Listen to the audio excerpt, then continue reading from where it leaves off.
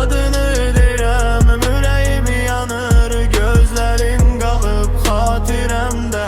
Mən tək qaldım bu şəhərdə.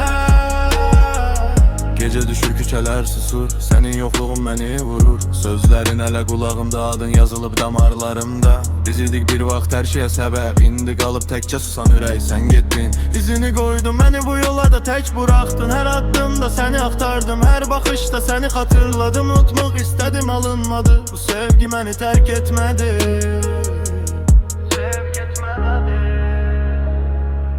Sənsiz bu şəhər mənə dar gəlir, adını deyirəm, ürəyim yanır, gözlərim qalıb xatirəmdə. Mən tək qaldım bu şəhərdə.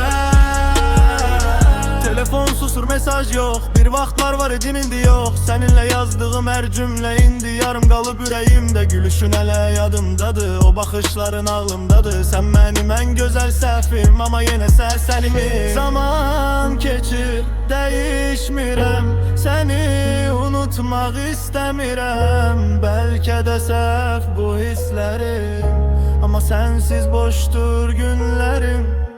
Sənsiz bu şəhər mənə dar gəlir, adını deyəm, ürəyim yanır, gözlərim qalıb xatirəmdə. Mən tək qaldım bu şəhərdə.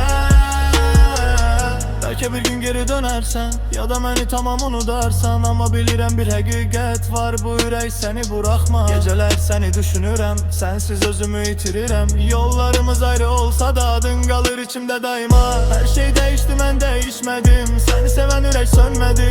İçimdə qaldı o sözlər, sənə deyə bilmədim mislər.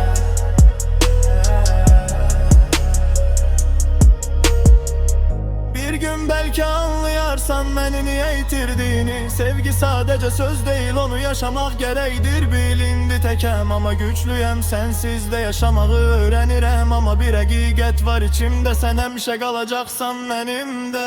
Sənsiz bu şəhər mənə dar gəlir,